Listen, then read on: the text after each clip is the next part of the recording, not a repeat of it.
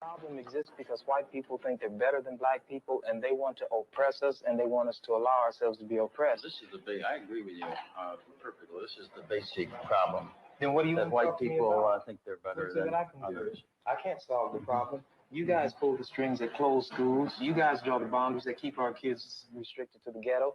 You guys write up the restrictive covenants that keep us out of houses. So it's up to you to talk to your brothers and your sisters and persuade them that they have a responsibility. We've assumed ours for over 400 years, and we're tired of this kind of stuff now. We're not going to suffer patiently anymore. No more turning the other cheek. No more blessing our enemies. No more praying for those who despitefully use us. We're going to show you that we've learned the lessons you've taught us. We've studied your history, and you did not take over this country by singing "We Shall Overcome." You did not gain control of the world like you have it now by dealing fairly with a man and keeping your word. You're treaty breakers, you're liars, you're thieves, you rape entire continents and races of people. Then you wonder why these very people don't have any confidence or trust in you. Your religion means nothing. Your law is a farce, and we see it every day. You demonstrated it in Alabama. And I can say you because you're part of the whole system. You profit from it. In fact, you make your living from it. You couldn't walk around and talk to people, stand up in your pulpit on Sunday and preach nice little songs and say, now we're going to give thanks to the Lord for he is good and old Jesus be among us. As far as we're concerned, your Jesus is contaminated, just like everything else you tried to force upon us is contaminated. Well, so you can have him. Beautiful. Beautiful introduction. Welcome to another episode of You Left Shit Out. I'm your host, Compton J, back for another episode. Today's Wednesday, sex day. I don't call it hump day, I guess, because sex day isn't that what that means. Just joking. See, chat check. All right, we ready to go. Okay, I play those clips. That is actually it. It's amazing how it's the same issues we're talking about. But happy you picked up on that. His name is Ernie. I want to say Banks, but that's a baseball player. Ernie Chambers. A Time for Bombing, 1966. That's the title. So I think it's a documentary.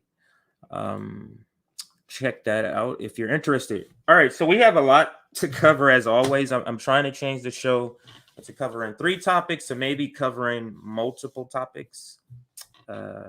Everyone seems to, so far it's gotten a good response. So same sort of idea for today. So like the stream, you know the routine, you know how this goes. Big tech doesn't like dissent. We're seeing it every day from Chris Hedges to Lee Camp to yesterday we reported on Abby Martin. So you know what's happening. So in order for this information to get out to the masses, we need likes on this stream.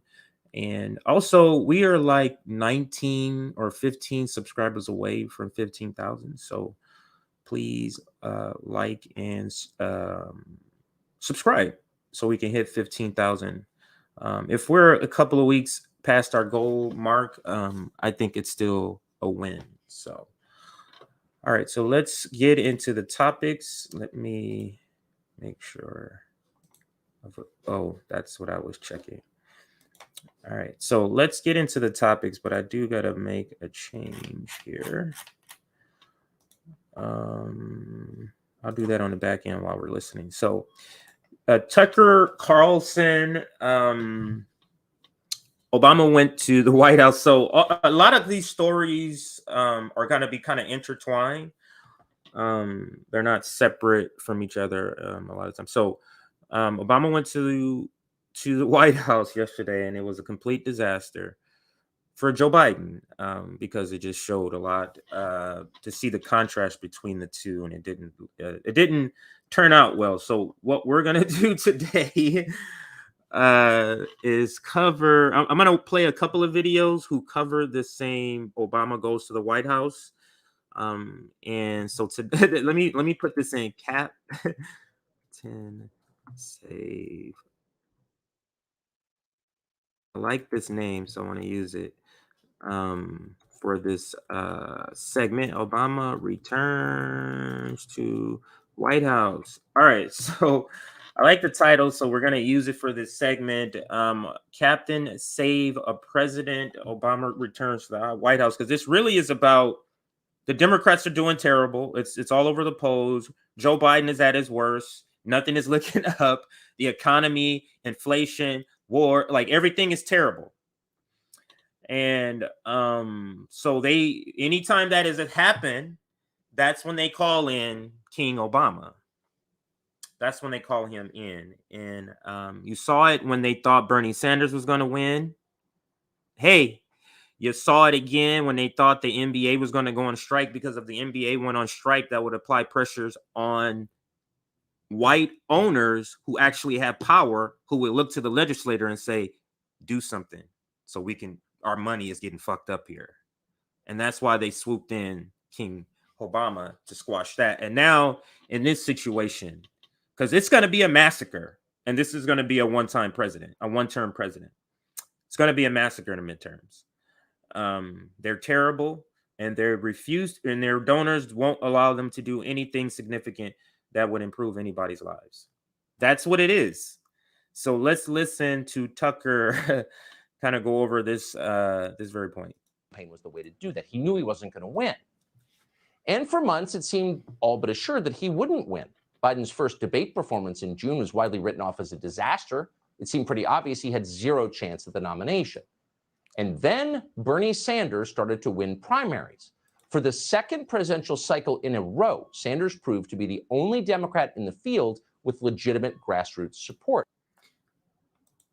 2 cycles in a row, 2016, 2021. He's raising money, grassroots, beating corporate candidates in fundraising. People power. 2 cycles in a row, he captures the grassroots of the Democratic presidential, what is it called again? When they're campaigning. Yeah, so let's listen some more to Tucker. Support. Donors saw this and they panicked. The guy who hates billionaires? What's he going to do to Wall Street? So Sanders was unacceptable to the people who fund the Democratic Party, but there was a problem. What were the options? Pete Buttigieg and Beto O'Rourke? No, both had turned out to be lighter than air. Yeah, Pete Buttigieg. Like,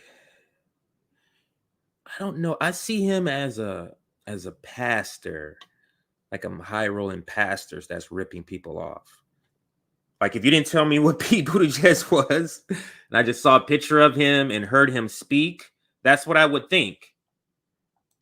Oh, that guy's definitely a swindler. Just seems very slimy to me. So continue. Than air. Elizabeth Warren, double no. Kamala Harris was horrible on every level. Absolutely nobody liked Kamala Harris, and for good reason. So it turned out to be Joe Biden by default. Get off the Biden signs. We're all in. That's a point that everybody seems to get, especially the people who support Joe Biden. It was Joe Biden by default. No one wanted Joe Biden. It literally was, hey, everybody else get out of the race. And that's what happened. Remember, Obama swooped in. King Obama swooped in to make that happen. So let's continue. And of course, the media got the message immediately. By the time he was inaugurated, here's what the press corps was telling you about Joe Biden. Anybody who has any connection to reality about what is going on around them. I meant to give her trigger warning on this next few seconds here. Yeah. Just be prepared for some. Get the Pepto, okay? Has any connection to reality about what is going on around them should have watched that and said, The adults are back in the room. It seems as though we have a professional adult once again in the White House who's just simply doing the work. Really, the theme, I would say, is the adults are back. Still, it is a relief to have adults in charge. Now we have adults in the White House. Okay, the adults are back in the room. There is a sense, I think, the world over that the adults have returned. We have an adult in the White House now, and it's glorious. Now hindsight, because when that was happening, we knew that shit was hilarious. But can they even say adults are in the room? Or this presidency has been a complete disaster. Can this guy even say that? There's adults back in the room. Does that mean a more effective evil? Maybe that's how I should be looking at it. Maybe they mean there's somebody in the White House now that's an adult who can effectively carry out neoliberalism. So maybe that's what that means. We always have to look at who are they talking to. Let's do a chat check here. Let me wait for it to update. Very funny. Indeed, we are living it in the darkest time. Where is that comment?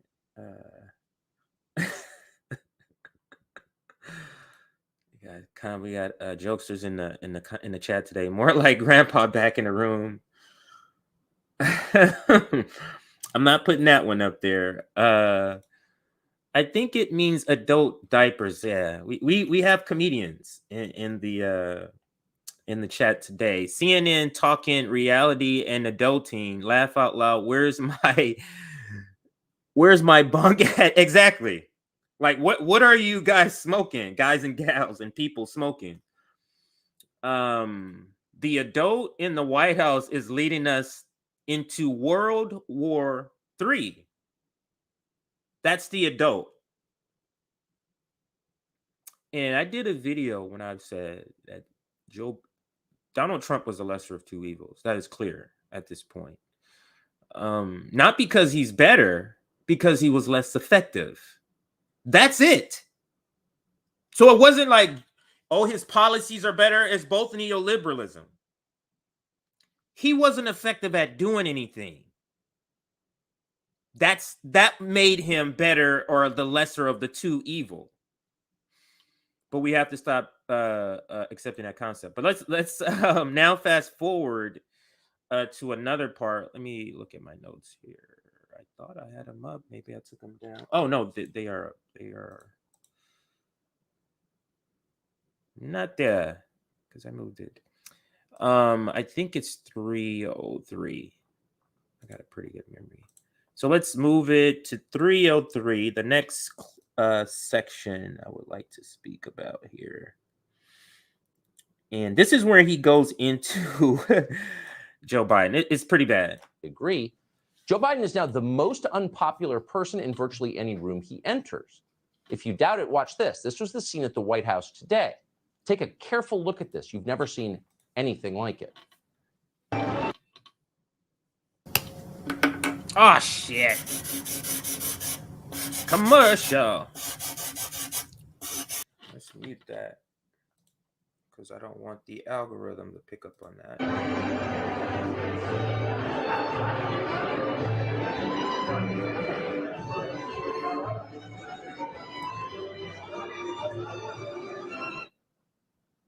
That's the president of the United States in his own house, shunned.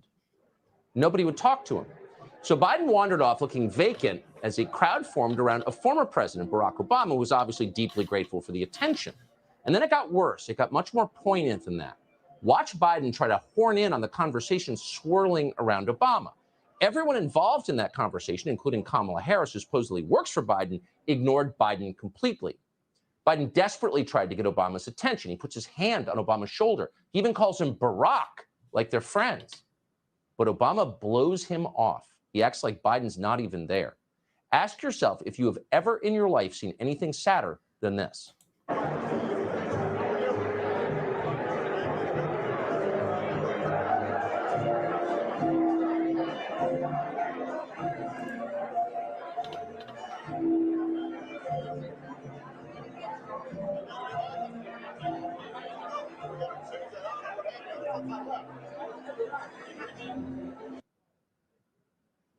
Make it stop. It's awful.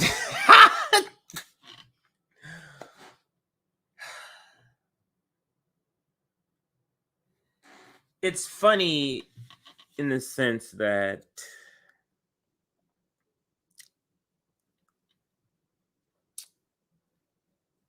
this is our leader. It's unreal that this is our leader, Joe Biden, and he is clearly not well. He's clearly not well. Let me see where he goes into here.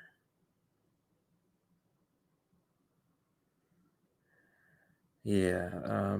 Let's see what else he says here. I can't remember. Now, it's true that Barack Obama has never liked Joe Biden. For the 8 years they worked together, Obama mocked him relentlessly as an old white guy. Oh, here is the other part. The AOC part down here. Okay, so let's go down here. The AOC part. What? Now they tell us, is your head spinning yet? Yeah. Okay, just one more.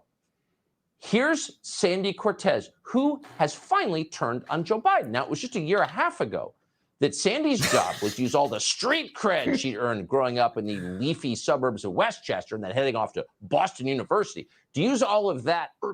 That picture of AOC. Joe Biden was okay. Yeah, he's old and white, but go ahead and vote for him. Anyway, he's got Sandy's seal of approval. Selling Joe Biden was her job, and of course she did it. She's always been much more a dutiful party apparatchik than a revolutionary. But not anymore. Sandy Cortez sees change coming. If there's one thing she's good at, it's knowing the prevailing wind. So she's happy to attack Biden. Watch this. We need to acknowledge that this isn't just about middle of the road, an increasingly narrow band of independent voters.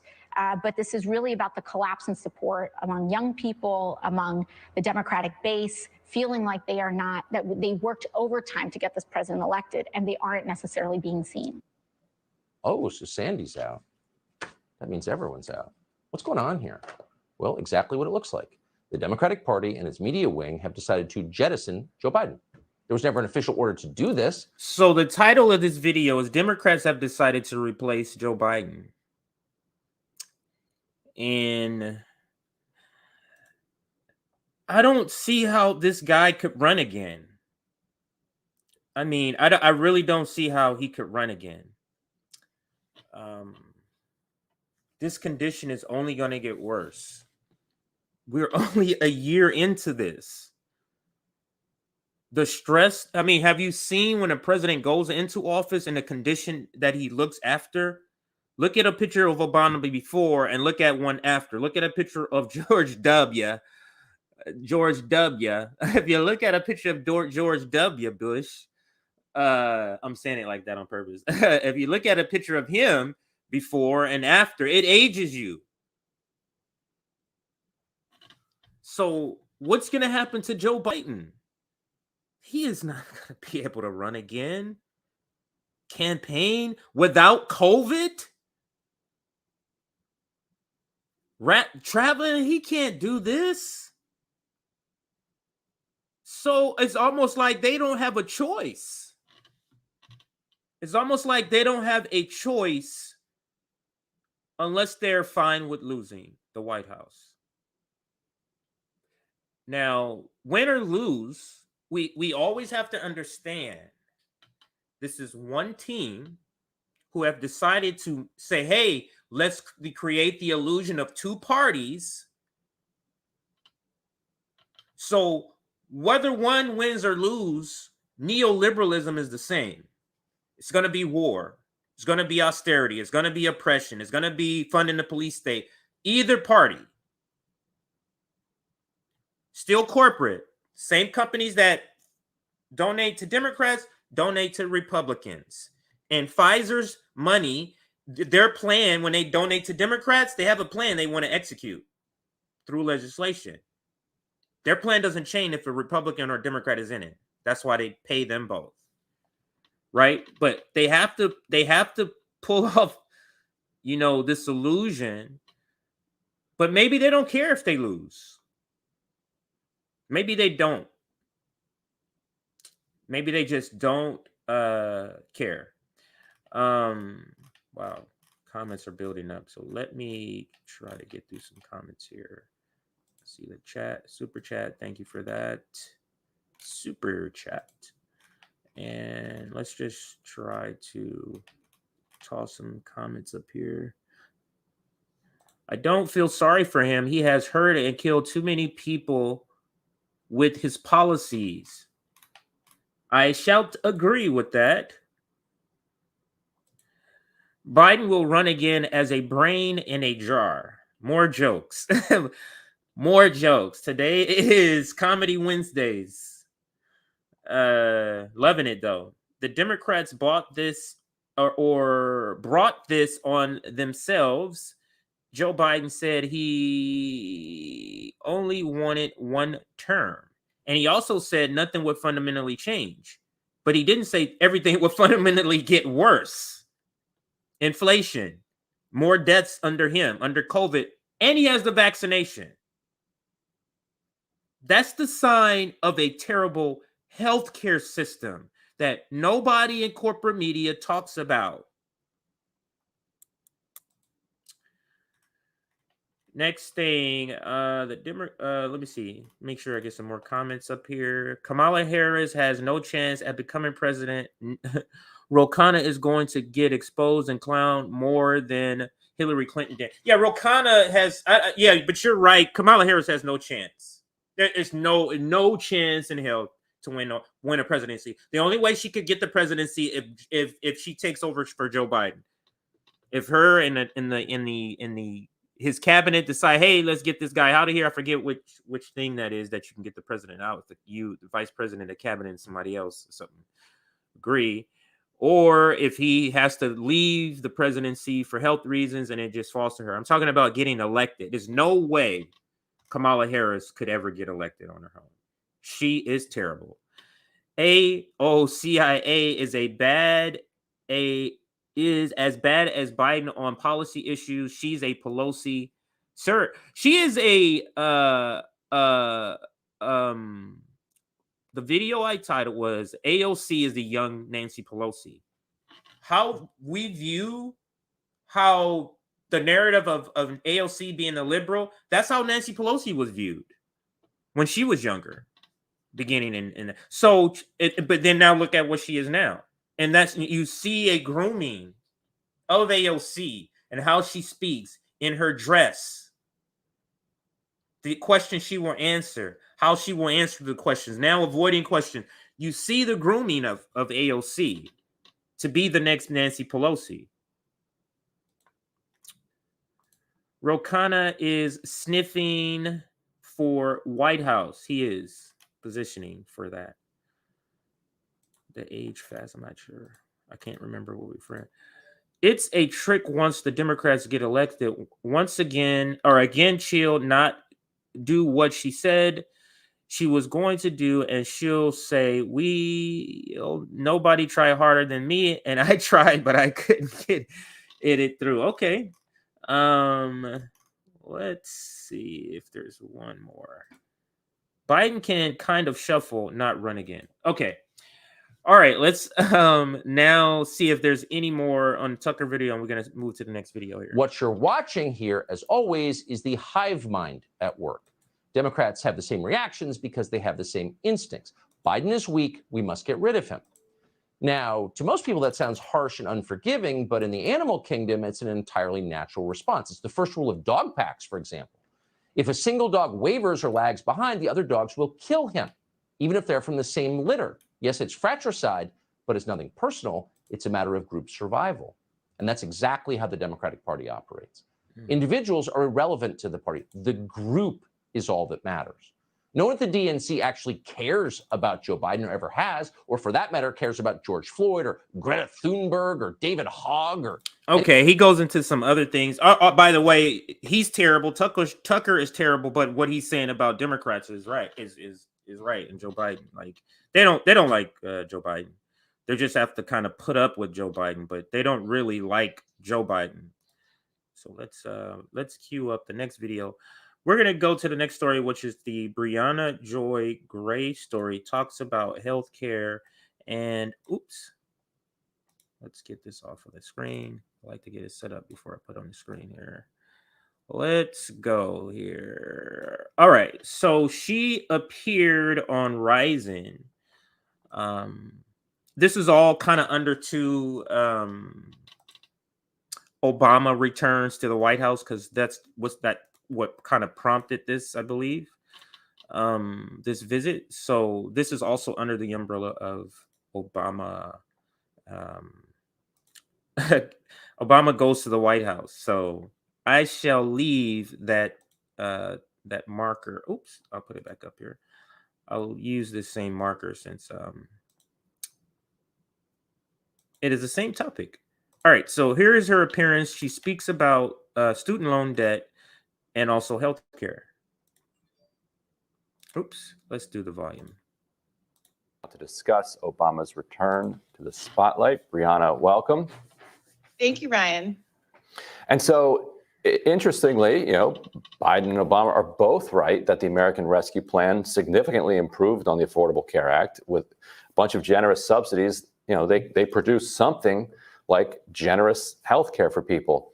That, of course, is going to expire right around the time of the election. So what on earth are these people thinking? You're flabbergasted. It is so crazy that even Ryan, now you might be thinking, wait, Ryan is just dull like that and he has pauses like that when he talks all the time on Rising. And he does. But that particular pause that he had is because he can't believe all of what's happening, that it's going to cause the Democrats to have a massacre. He just can't believe all the things that's happening, and a lot of it is self-inflicted, and this one thing is self-inflicted here. So let me shoot, I can't remember. So I guess I got to play some of this video. So I'm going to pause it here and share a different video just so we can get on the same page on why he had that reaction. Now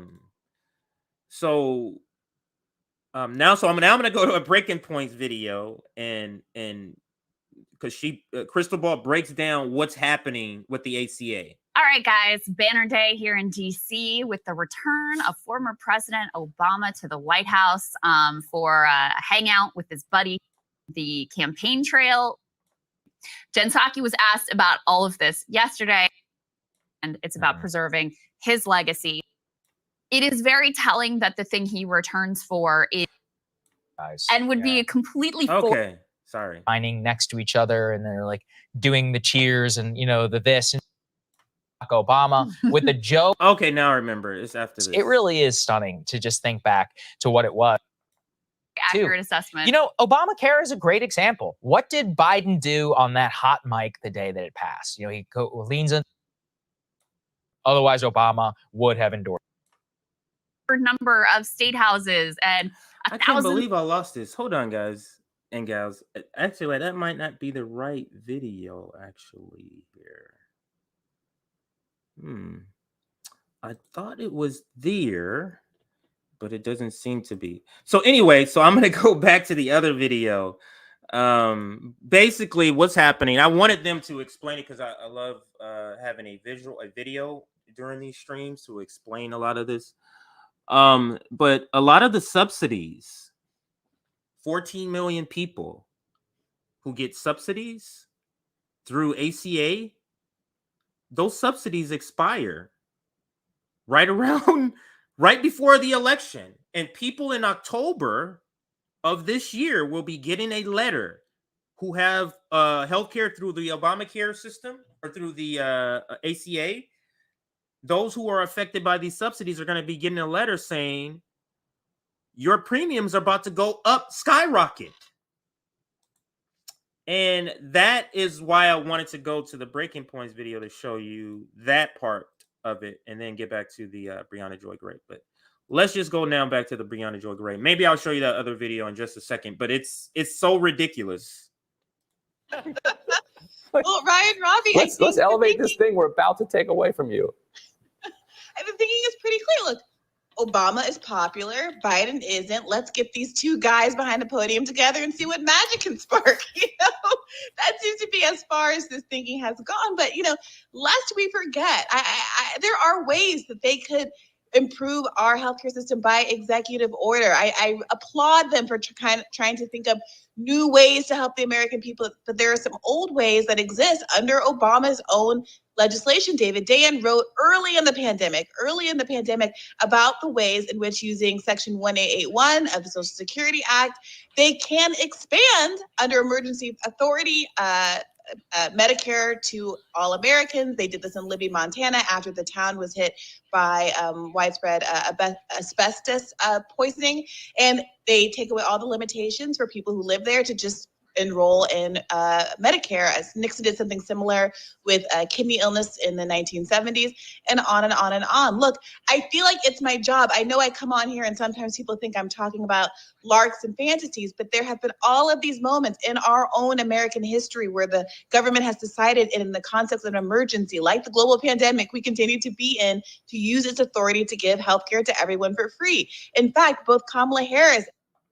What do you think would happen if Joe Biden gave everyone health care, emergency health care right now because there's a pandemic? Do you think that would help the Democrats' chances or Joe Biden's chances? What about canceling student debt? Both of those don't require Congress whatsoever. The ACA, in the ACA, it gives the president power to give everybody emergency Medicare for all, or to expand it to everybody. It gives him that. He could do it. He can cancel all student debt. Those two things alone would get him elected. So you have to ask yourself, why aren't they, if they claim to want to win, why aren't they doing it? Are they that afraid of their donors? Or are they just pretending? It's one or the other. Either they're pretending like they want to win and they don't want to do this stuff, or they're this afraid of their donors. Or maybe it's not afraid. They're this greedy where they'll do this in order to get more money from their donors. So maybe it's the latter. But it makes no sense. And let's listen a little more. She will go into student loan debt also. So let's listen a little more.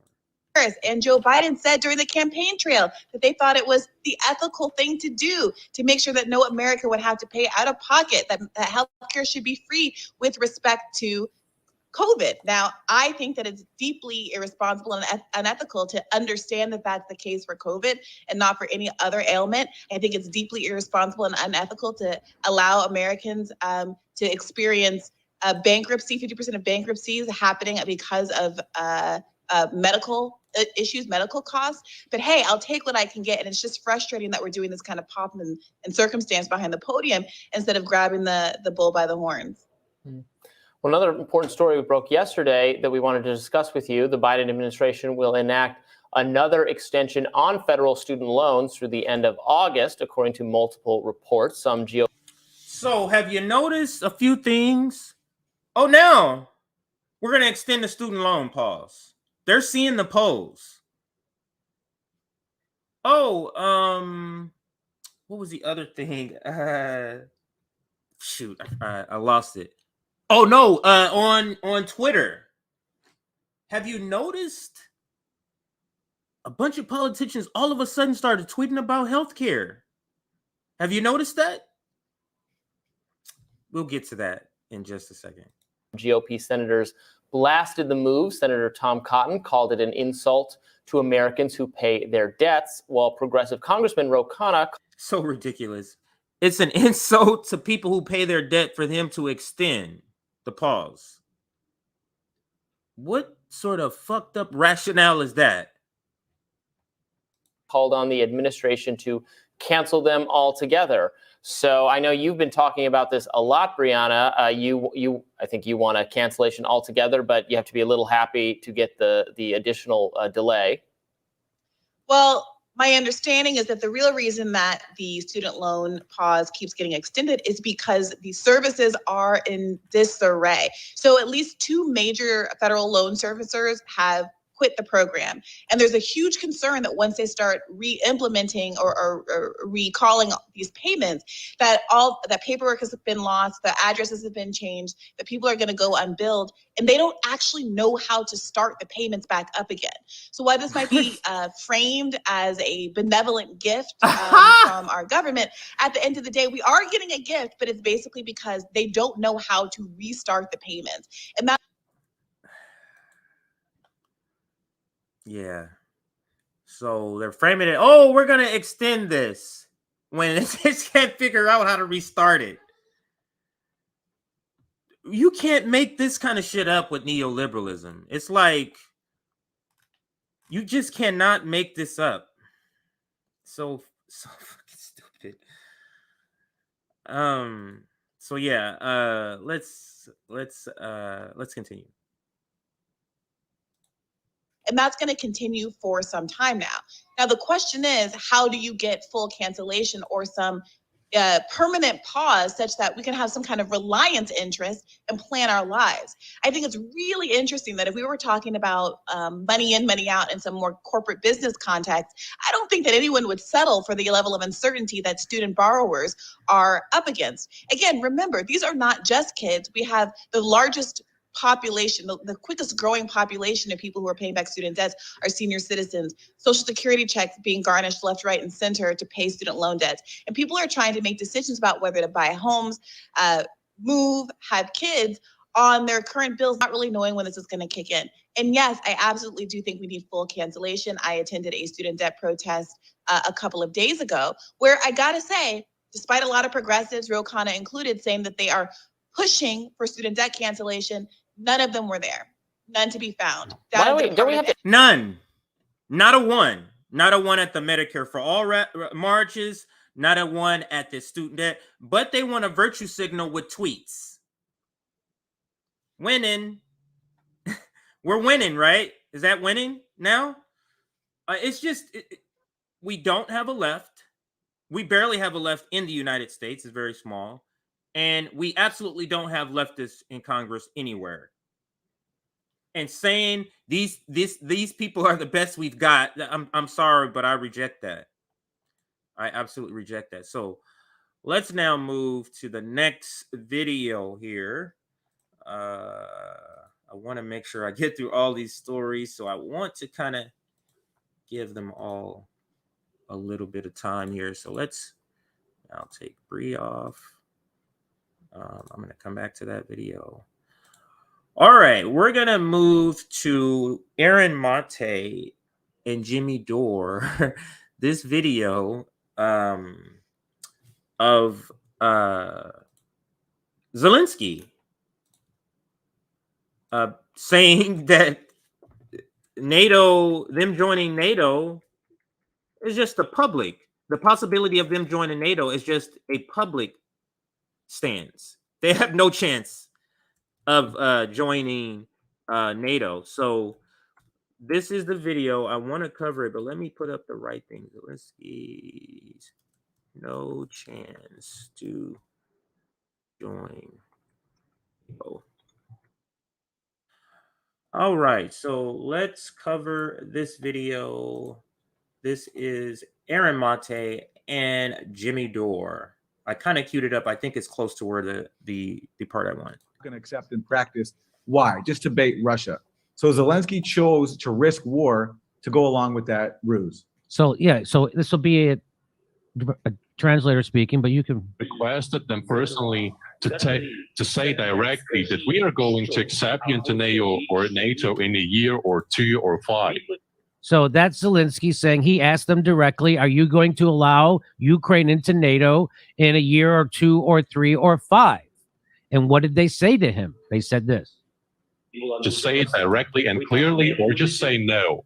And the response was very clear. You are not going to be a NATO or EU member, but publicly, the doors will remain open. And so why would they keep the door? So the NATO said, no, we're not going to allow Ukraine into NATO. Zelensky seemed to want that. He says the people of Ukraine want that. NATO said, you're not going to get that, but we will publicly pretend that the door is open. Why would NATO want to pretend that publicly the door is open for Ukraine to enter NATO? Aaron? Well, for one, especially the U.S., the people who run the U.S. are such fanatic Russophobes, Russia haters, that they don't want to give Russia any kind of win, even if it's just a completely symbolic one, like Ukraine not joining NATO, which they apparently agree with anyway.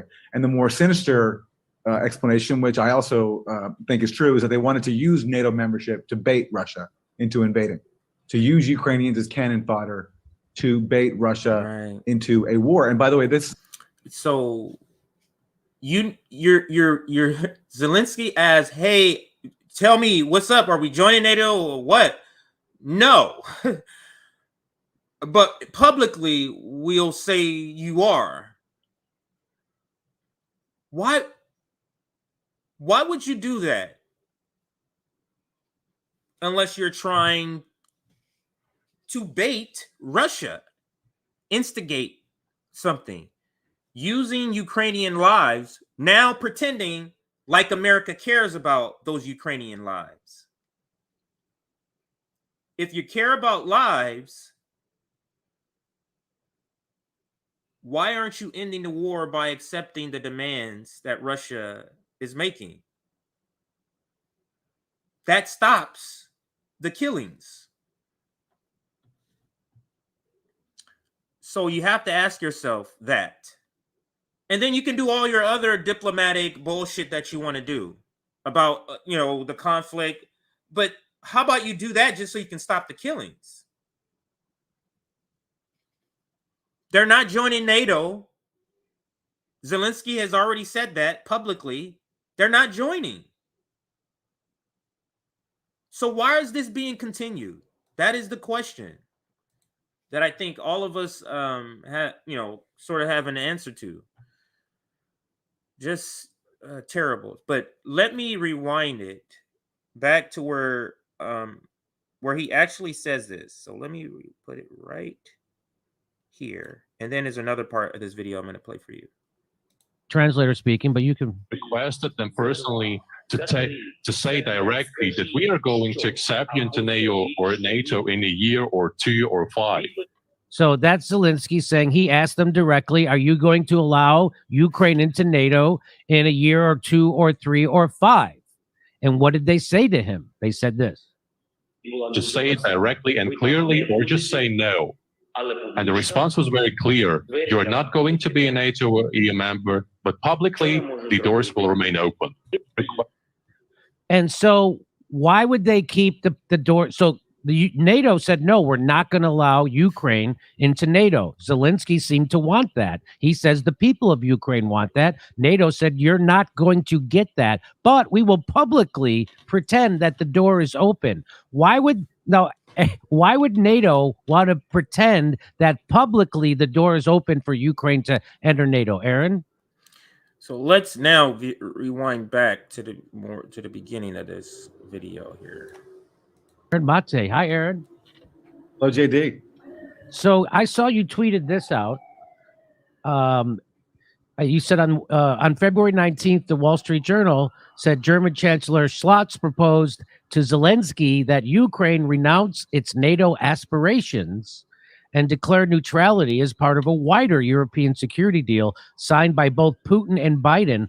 Zelensky said no, and here is what it is. It says, so that's the German guy, Mr. Scholz, made one last push for the settlement between Moscow and Kiev. He told Mr. Zelensky in Munich on February 19th that Ukraine should renounce its NATO aspirations and declare neutrality as part of a wider European security deal between the West and Russia. The pact would be signed by Mr. Putin and Mr. Biden, who would jointly guarantee Ukraine's security. So this could have avoided a war. It sounds to me like this could have avoided a war. Mr. Zelensky said Mr. Putin couldn't be trusted to uphold such an agreement and that most Ukrainians wanted to join NATO. His answer left German officials worried that the chances of peace were fading. Now, Aaron, what does this look like to you? Does it look to you that for some reason, he's being used as a pawn, Zelensky? And So ridiculous. Yeah, he's definitely being used as a pawn. Here he is being offered by Germany a proposal that he's going to be ultimately have to accept anyway, or else his whole country gets destroyed. Unfortunately, that's just the grim reality. And that's the point I was waiting for him to make. The terms that Russia is asking for, those are going to be the terms when this is all over. Those terms are going to be very similar to what's already being demanded by Russia. So what is happening? Why is this taking a long time? Are we running up a military bill with military equipment? Are we working deals behind the scenes to get different resources, natural resources? Like, what's happening? Why are we still here? Is the question that I would ask. Every time I cover this war stuff, just don't understand. I don't get how people who want this war, how they critically think, how they say, like, oh, let's make more fighting. Let's not participate in the fighting. Let's just fund weapons to somebody who's way weaker. Aren't you just meaning you just want to sell weapons? And you don't care about the people who are going to die, who are going to use them? Because these weapons, all of which you're sent, that's not enough to beat the people who they're fighting. So all you're getting out of it is pocketing the money for the weapons. And then we stand with Ukraine people. It is laughable. It is completely laughable. So let's actually, I'm going to bring up another video here. Where is before I picked Tucker Carlson, I was going to have do a video with Laura Ingram. I've never done a video of her streaming, and she covers it too, but I thought Tucker did a better job. So we're gonna get to the Aaron Monte and Katie Halper roasting Chuck Todd. All of our favorite anchor, Chuck Todd, is getting roasted. So let me see if I have a time code for this one here. Do I? I do not. Okay, so we're just going to be listening a little bit. All right, let me switch the streams and we will switch the stories here. So let's switch what I'm sharing. Useful idiots. Here we go. So they talk about Chuck Todd. Let me see. Let me skip to the stuff here. Okay, this is where I'm going to skip to, right around here.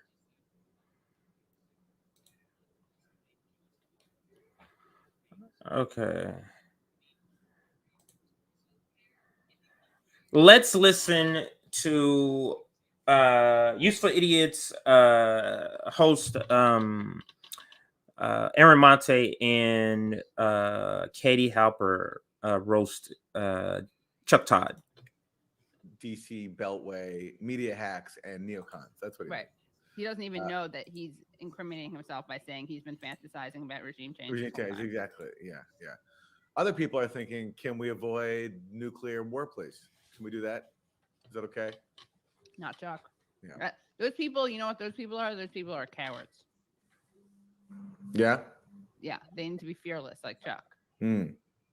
Chuck, the brave, the valiant among us want regime change, and the cowards among us don't want nuclear war. They're afraid of World War III. Yeah. Yeah. All right, here it goes right here.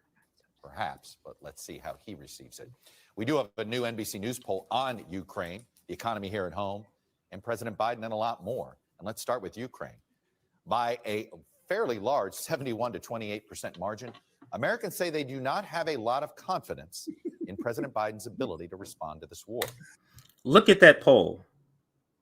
Confidence in Biden, great deal or quite a bit, 28%.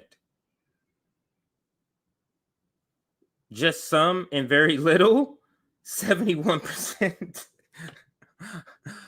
People know this guy is not there. 57% say we are already at war with Russia. How can you not have confidence in Joe Biden's ability to wage war? For God's sake. Just this week, he said that if Russia commits chemical weapons attacks, then the U.S. will respond in kind. In kind, right. Meaning that the U.S. will commit chemical weapons attacks too. Then he Can't said walk that. back. Then he told a group of U.S. troops that in Germany or wherever he was in Europe, that he was talking about Ukraine, and he said, "You're going to see it soon." Basically, telling infantry, airborne, fighter pilots that they're going to be bombing areas of Ukraine soon. And then he made the gaffe about, admitting that he wants to see regime change inside Russia. So how could people possibly Not have confidence in this man's job? It really, what kind of, it's that right-wing echo chamber that Brian Stelter always warns us against. That's what it is, distorted Or reality. will be making within people a year. nice video. Very like him. pessimistic view. 34% disagree. What's more, 68% would prefer Mr. Biden make the economy his top priority. Look at that.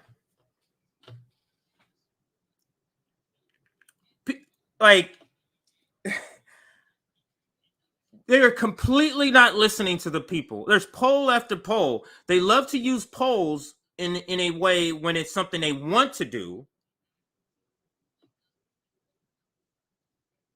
But why isn't this poll making you change course? 68% want you to focus on the economy, not Ukraine, Russia. Compared with just 29% who want him to focus on ending this war. Overall, wow, people are concerned with issues that impact their material well-being and not the cause of ensuring that Ukraine stays a NATO proxy state on Russia's border. It's cowards. Bunch crazy. of cowards. Yeah. Crazy. So then, given that, how can Chuck say that ending Putin's regime is on everyone's mind when the polls, his own polls, clearly show that people are sick of the war, they don't like how Biden's handling it, and they want a focus on the economy? It's a good question. I mean, Chuck isn't the most analytical thinker. I'm not going to lie. I don't think that he thinks about that. Well, what he thinks about, remember, is having ambiguity about the full evil and the lesser evil. Remember that quote a few weeks ago? I mean, honestly, it makes me uncomfortable that you brought that up. It brings a Callback. lot of discomfort. It's another callback. Yeah. Whatever. What was it he said at the end? Anyway, whatever. I guess, whatever. Anyway. I guess, whatever, which is kind of one of my favorite moments. It was the most redeemable Chuck Todd moment when he realized how full of shit he sounded and he just kind of walked it back. Yeah. Tried to hide it in more platitudes. Yeah. All right, let's keep going. President Biden's job approval stands at just 40%, with 55% disapproving.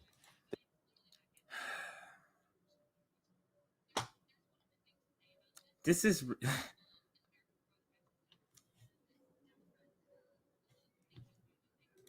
so let me pause that. Job performance, 40%.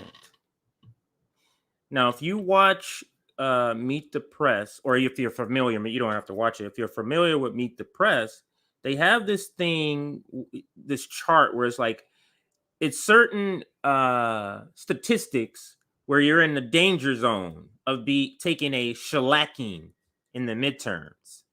One of them is your approval rating.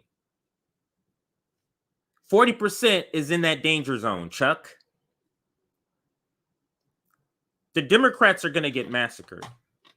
And it's because of Joe Biden. Remember the critique on Bernie Sanders? Hey, he's going to down ticket. He's going to bring everybody down. Joe Biden is about to bring everybody down.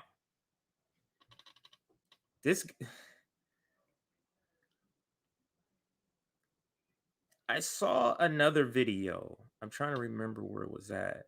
Where, yeah, it was Obama telling Democrats, you need to talk more about the things you've done good. What have they done? What is there to talk about that you've done good? That's the question I would like to know. What exactly have you done that you would talk about that's great? You keep, and then this is what Rokana did on the, I think it was on the Bad Faith podcast, when he was a similar question. He starts naming things that haven't passed. Oh, well, the House passed this and the House passed that. What is that? That's not an accomplishment. When you have somebody that's not accomplishing anything, then they start saying non-accomplishments are accomplishments. I sponsored a bill. That's not accomplishment. That's not an accomplishment to put on the resume. Did the bill get passed? Then why are we talking about you sponsoring a bill as it's a good thing? So let's I think this might be the last poll, but let me just make sure there's not another poll they show after this. This is his worst showing yet in our poll since he became president. Meanwhile, Ukrainian forces have pushed back Russian troops, apparently forcing Russia, at least publicly, to claim that they're going to scale back their military goals and focus solely on the disputed territory in the east. Our chief foreign correspondent, Richard. Yeah, I can't listen to Chuck Todd about war. Just can't do it. That guy is terrible. So I can't listen to him. So I'll stop it there on Chuck Todd. Now, I did find the other spot in the video of the Crystal, what is it? Breaking Points video, where they talk about the subsidies for the ACA. This is what I wanted everybody to hear. So let me play it now. I did find it. So let me make sure it's up there. Listen, I'm sure all of you know, if you're in our audience is pretty well informed. So, but let's listen. In terms of the Affordable Care Act, just as they allowed the child tax credit to expire, and I showed the polling here a couple times of how that directly led to more independents fleeing the Democratic Party when they lost that benefit, which really propped up and supported a lot of families and kept a lot of children, millions of children, out of poverty and out of hunger. So they dropped the ball on that one. That was supposed to be extended as part of Build Back Better bill. But they also dropped the ball on these Affordable Care Act subsidies that were passed at the same time, which benefit some 14 million people. And guess what? They're going to get 14 million Americans, thereabouts, are going to get a letter in October informing them that their health insurance premiums are about to skyrocket. Wow. All because Democrats could not get it together to make these subsidies permanent. They were afraid. So let's, if you didn't hear that clearly, I mentioned it early, but let's listen one more time to that part. Could not get it together to make these subsidies permanent. Oh, I never rewinded. Of children out of poverty and out of hunger. So they dropped the ball on that one. That was supposed to be extended as part of Build Back Better bill. But they also dropped the ball on these Affordable Care Act subsidies that were passed at the same time, which benefit some 14 million people.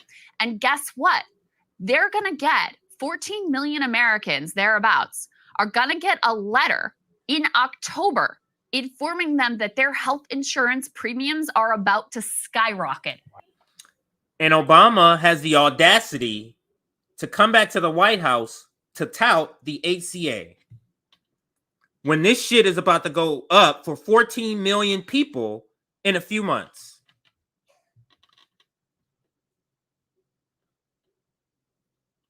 The ACA, preserving the ACA, is about Obama. It's not about lives, about healthcare. Because one thing they always love to say about Obamacare, it extended Medicaid and covered. Yes, it did. The people who qualified for Medicare has to be in a perpetual state of abject poverty. So what you're saying is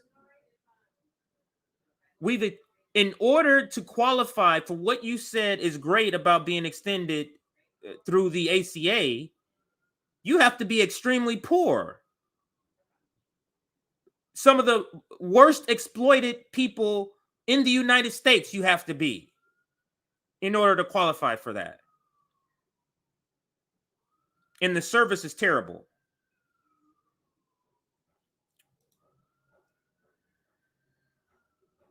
So I just can't. They're doing a bunch of other shit. Why didn't they do this? This is so crazy because this is your own healthcare plan. This is your plan. And you're in power and you're allowing this to happen. Let's listen to a little more what she says here, or what they say here. Wow. All because Democrats could not get it together to make these subsidies permanent. They were afraid to put it in the original, when they originally passed the bill, because they were worried about the cost. And they thought, oh, surely we'll be able to, extend this thing because no one will want to see their premiums go up. Well, they've completely failed.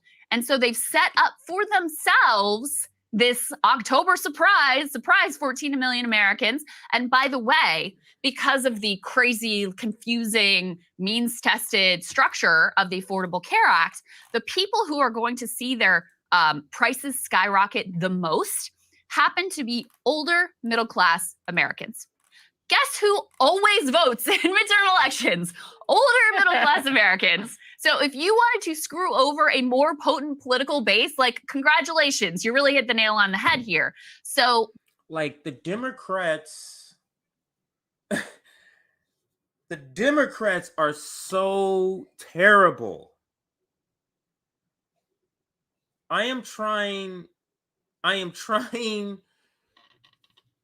to find the words that accurately describe where we're at as a nation. Pandemic, he just says, there's no federal response. Fuck it. Do what you do. $15 minimum wage, Senate parliamentarian. Voting rights. Now, it's for voting rights that people who like the Democrats, I'm not for it, but for voting rights, can't deliver that to your black community, your black voters. This war, trying to implement sanctions, and then China and other countries not going along with it. The petrodollar collapsing.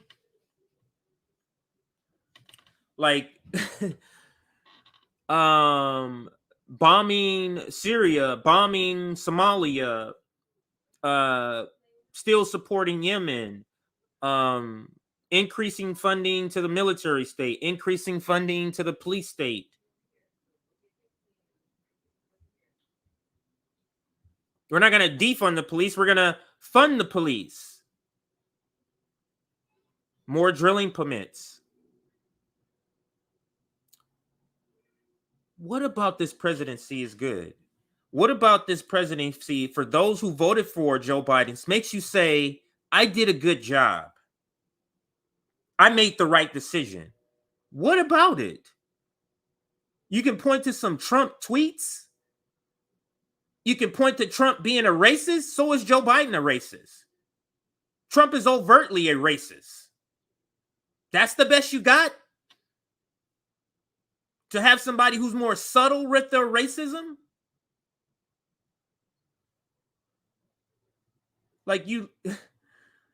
People have to. CJ is not in denial. Respect. Yeah, I'm not in denial at all. We are in a terrible situation here. And the Democrats are doing a terrible job. Led by Joe Biden. With Pete Buttigieg and Kamala Harris waiting for their chance. This is not going to get any better. And if you don't understand what's happening to the petrodollar and how that's going to affect the way of life in America, you need to do some reading. You need to do some reading. And just imagine all these other countries are now becoming superpowers, either equal or above the United States. Do you think they're going to have any pity on us when our cost of living goes down? Do we have any pity on them? Do you think they're going to be almost giddy and want to have pain inflicted on us, not the politicians, because they're not going to feel nothing?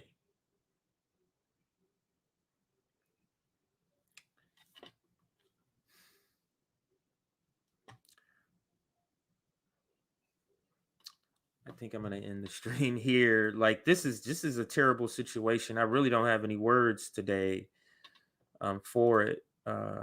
Beyond, like, we need a revolution.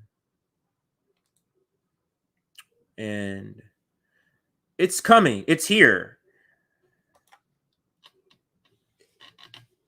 If you prevent people from civilly having their grievances addressed, you are forcing a revolution.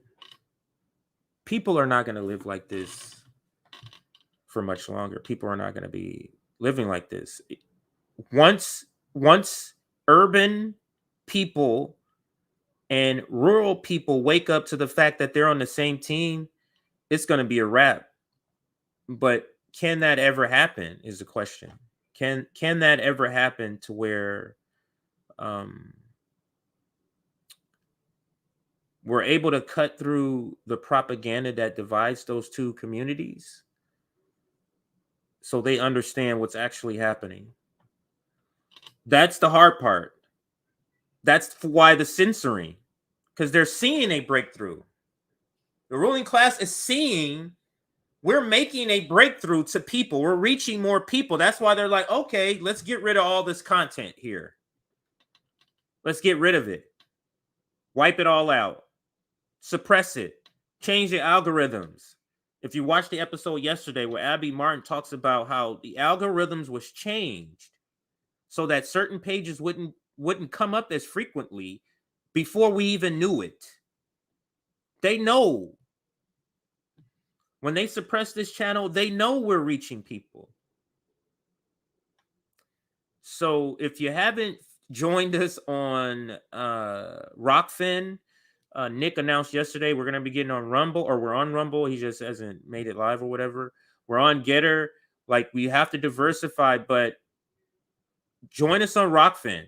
Most of my content on there is free.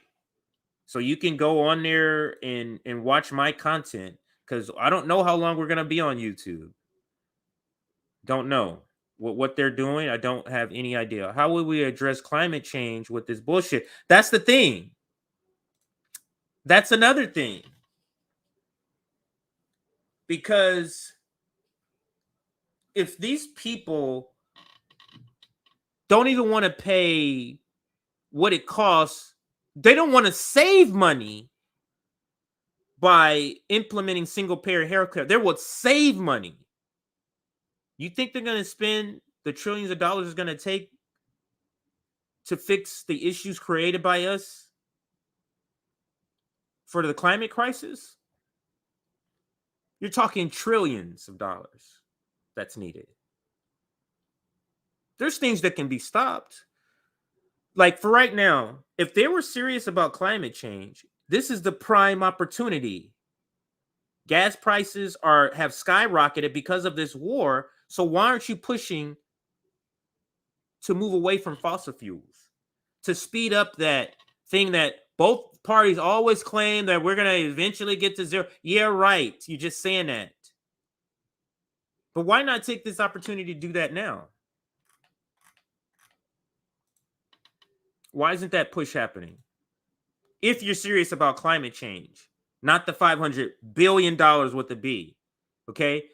We need something. I think Bernie Sanders' plan was like 16 trillion, but I would say more like 19 trillion. 500 trillion is a joke. It's not being serious at all. If you showed up to buy a car that costs $50,000 with $3,000, $300, how serious are you about buying that car?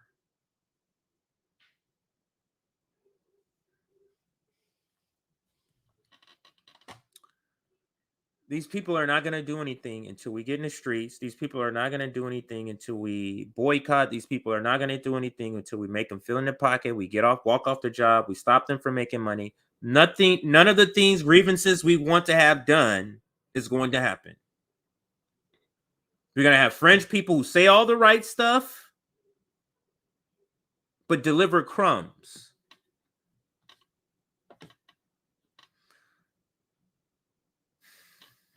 I think I'm going to end it there. I'm going to go through some more comments. Let's see here. The climate change is already cooked into shuffle or soulful no matter what we do now. Cut the subsidies. Biden said no. It's all about the oil.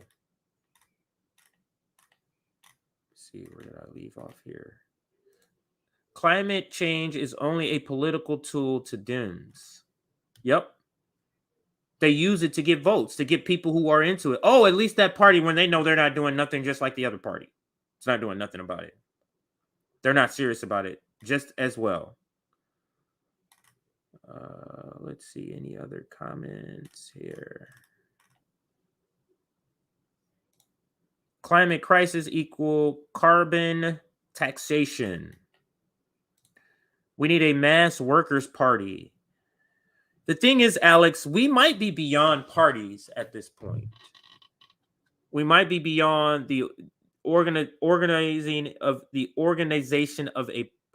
a party to challenge it. We might be beyond that, even with the climate crisis, or not even, but because of the climate crisis. Yes, the people coming together. This is the way of the future. Absolutely. People are leading lives of quiet desperation. It's our job to break. Yes, that is a great point. People think they're the only ones suffering through this. You internalize it. You go, well, I can't get ahead because it must be me. I didn't get the best grades in school. I don't have a college degree. I don't do this. I don't this and that. I don't know this. I don't. Instead of that, it's the system. So those are the people we need to reach to wake them up that it's not the system. Or it is the system. I'm sorry. I misspoke there. Let's see this one. And strikes do that, but strikes are about worker issues, not cultural ones. So it's only addresses part of the problem. Well, a general strike, you can demand whatever you want with a general strike. Because you could make that demand, which will force. So if you make the demand, it'll force employers who want to end the general strike to have to put pressure on Congress. So it can be done, absolutely. And also, I want to say this part: we have to stop looking to history as a template for what a general strike looks like today. We look to history as more of an advisory, but not a template, because there was no internet then. And that's a big, huge game changer. The technology, it was different. There's not union participation like it was in the 30s. There's no communists in government like it was in the 30s. So there's a whole array of things that make those times when the general strike happened different than these times. So we don't want to use it as a template, but as a guide. I'm hoping so too, Dana. Labor is where it could be. Yeah, it can be. We'll see. Yeah. Let's see here. Once workers unite behind common class interests.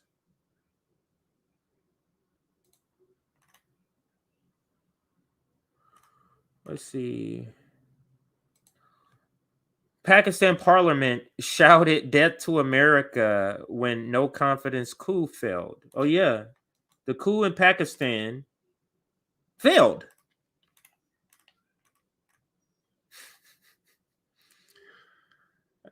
This one here, the financial elite don't give two fucks as long as they get what they want.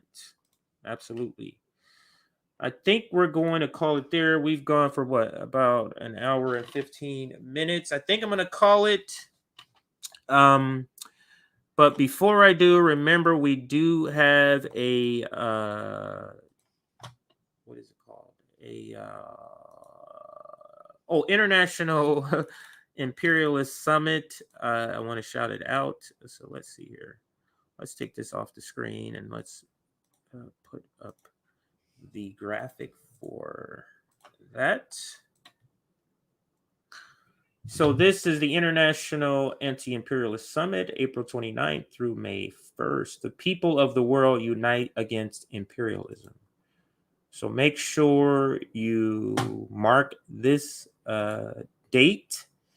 I think this is going to be the best summit we've done. And if you haven't seen some of our summits, or two of our summits, we've only had two. We had a General Strike Summit in November. And then we just finished a third-party summit a couple of weeks ago. I think, yeah, it was a couple of weeks ago. So yeah. The other thing is tomorrow, I believe I will be back. Yeah, I believe I'll be back tomorrow, same time. Tomorrow also is the roundtable. Also, yeah, Scott Ritter's Twitter account was suspended. For those who know who Scott Ritter is, man, I can't believe they're coming. They're coming after us. Like they're not playing, but that doesn't mean we stop speaking up. That doesn't mean we stop doing what we're doing. This is why I say if you want to start a podcast, we need more people start a podcast. Because they can't silence all of us. So start a podcast.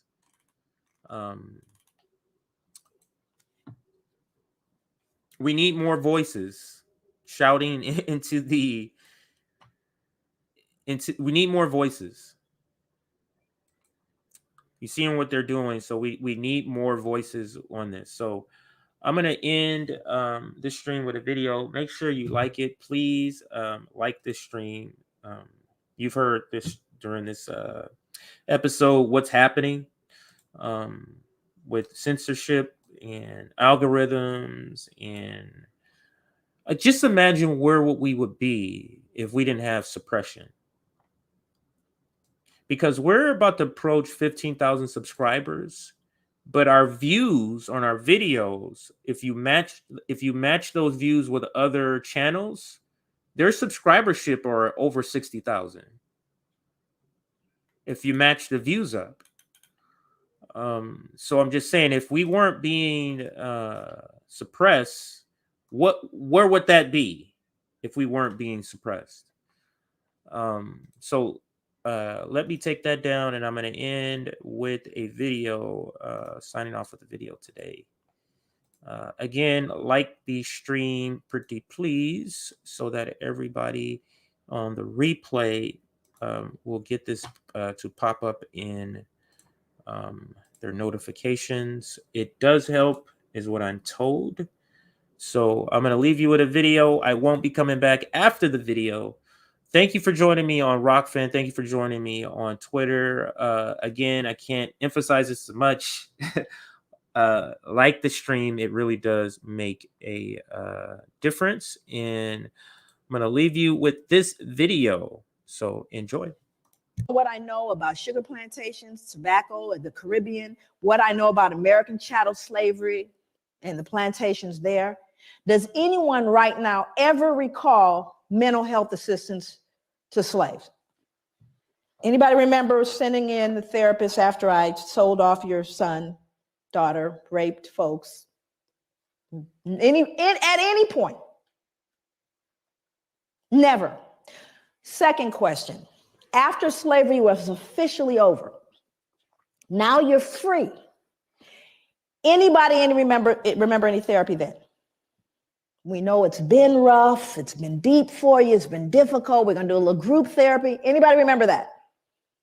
That would be no. Number 3, after slavery officially ended, both in the States, in the Caribbean, the British, do you remember whether or not trauma continued? Did the trauma continue for people of African descent? I need to know. Okay, so now let's do the math. Hundreds of years of trauma, no treatment. Freed, more trauma, no treatment. What do you do the math? Do you think there may be residual impacts of that trauma? Of course there is. It didn't end, friends, and it hasn't ended yet. So I think on one point, African people and people of African descent are extremely resilient. Matter of fact, I think we're a miracle. Far be it for us to pathologize or to look and cast this idea of weak and sick people. Oh, on the contrary, I'm profoundly resilient because we've done everything we've done thus far with no help, with not even the ability to have this discussion. As though it were possible, we escaped injury in all those hundreds of years.